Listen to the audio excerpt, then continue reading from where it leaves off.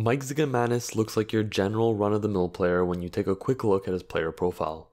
He played in 134 NHL games throughout his 8-season NHL career, acting as more of a tweener-type player bouncing around between the NHL and AHL.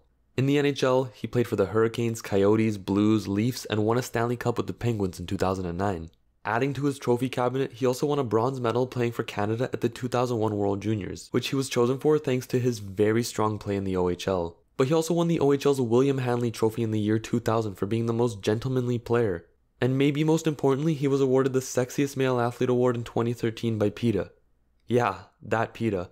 But before his draft year in 1999, Zigomanis did very well in the OHL when he played for the Kingston Frontenacs, putting up a 74-point season in his draft minus 1 year, and putting up an 85-point season during his draft year. Thanks to his strong showing in the OHL, he was drafted 64th overall in the 1999 NHL entry draft by the Buffalo Sabres. Now, if you remember the list of teams I stated that Zigomanis played for, you might notice that the Sabres are missing from that list. And I know it's not strange for a player to not play for the team that drafted them, but the circumstances surrounding Zigomanis and the Sabres are so unfortunate that I felt it warranted attention. But before we get into that, the Sabres let him continue his development in Kingston, where he put up some more nice seasons, going over a point per game in all of his seasons for the Frontenacs.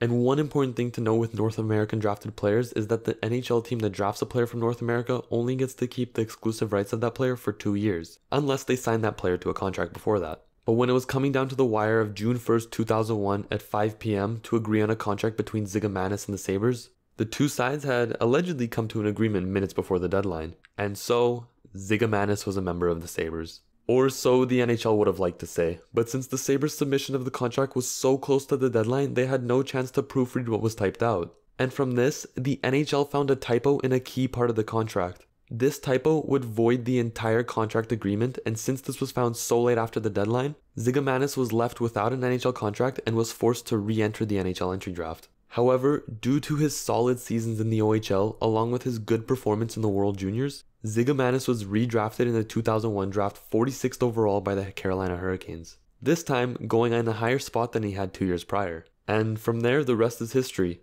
Zigomanis was a very serviceable bottom six player, excelling in faceoffs and penalty killing, which ultimately landed him on the Penguins and with a Stanley Cup ring. The Zigomanis situation might be why many teams try to sign a lot of their picks right out of the draft as soon as possible nowadays. And even if it's not, it still makes for an interesting story for a guy that still managed to carve out an impressive career. I hope you liked the video, and I'll see you in the next one.